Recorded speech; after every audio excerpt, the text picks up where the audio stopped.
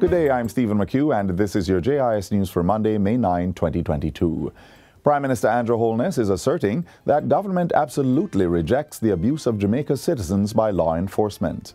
His comments come in response to recent videos that have surfaced of altercations between law enforcement and citizens in the Denham Town community. The Prime Minister says he has been in discussions with the Chief of Defence Staff and the Minister of National Security, who are closely monitoring the conduct of the officers. He says government will never in any way empower the security forces to abuse citizens, adding that everyone who wears a uniform and is under oath to serve and protect must understand that directive. Sections of Denham Town have been under a zone of special operation for several months, but there has been an increase in reports of challenges between citizens and the security forces. The Prime Minister says the incidents are unfortunate and directives have been given to the security chiefs to ensure the preservation of life and enhancement of citizens' security. At the same time, Mr. Holness is calling on citizens to change their reaction to authority and also act responsibly. The Prime Minister says he will be touring Denham Town soon to meet with residents and members of the Joint Security Team. But in the meantime, he has made it clear that government will not pull down the ZOSO in that community to give space to criminals. In other news, Prime Minister Andrew Holness is encouraging Jamaicans to buy into the vision of Portmore becoming the Silicon Valley of Jamaica. Silicon Valley in the U.S. state of California is a knowledge-producing tech area, which it is often said would be the third richest country in terms of GDP were it to be labeled as such. Mr. Holness asserts that with Portmore having the highest concentration of university graduates on the island, it's well positioned for the creation of a knowledge-based economy in the area. He says Jamaica will enter that space through the business process and knowledge processing sector. I have supported and encouraged the Port Authority and other private sector companies to build these facilities so that you can start to now really create the knowledge economy in Portmore. Prime Minister Andrew Holness was speaking Thursday as he officially opened the Portmore Informatics Park. The 157,000 square foot space was constructed by the Port Authority of Jamaica at a cost of $3.6 billion. The four three-story buildings have already been leased by 4 companies, which have over 2,000 employees who are focused on supporting sectors such as banking and finance, air travel, e-commerce, energy and health. The European Union, EU, has set aside an initial €30 million to support Jamaica in 3 critical areas for the period up to 2027.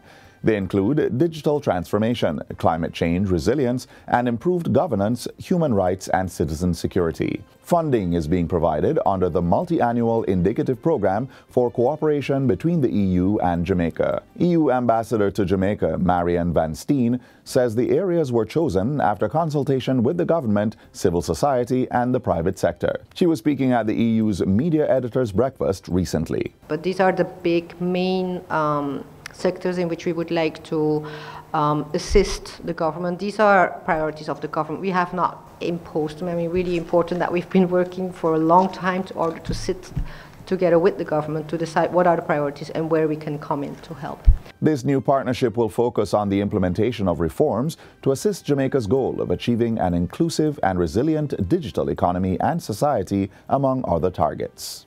2 million records relating to births, deaths, marriages, and adoptions at the Registrar General's Department, RGD, created from 1930, are to be digitized under the National Identification System, NIDS. The digitization follows a contract signing on Friday with Fujitsu Limited and the Office of the Prime Minister.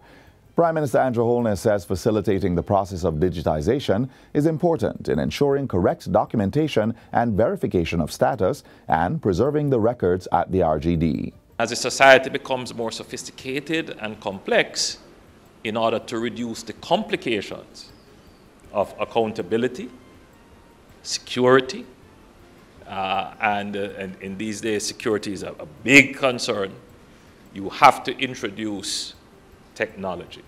Minister without portfolio in the Office of the Prime Minister, Floyd Green, says this is a significant step in Jamaica's digital transformation journey and our youth will be incorporated in the process. So in this project, we will be utilizing young people who are graduates of our Hard Trust NSTA HOPE program that Fujitsu will train on the job to become leaders in the digitization process. Fujitsu Caribbean and Latin America Limited will install the necessary infrastructure at the RGD's Twickenham Park head office to facilitate the digitization of records. And finally, President of the Republic of India, His Excellency Ramnath Kovind, will be paying a state visit to Jamaica from May 15 to 18. President Kovind's visit comes as Jamaica celebrates 60 years of political independence, which also marks 60 years of diplomatic relations between the island and India. Mr. Kovind is the first president of India to visit Jamaica. During the historic visit, the Indian president will receive a ceremonial welcome at the Norman Manley International Airport and will be met by state and government officials. He will pay a courtesy call on the Governor-General and meet with Prime Minister Andrew Holness, in addition to engaging in several activities. And that's it for JIS News Today. I'm Stephen McHugh. Thanks for watching.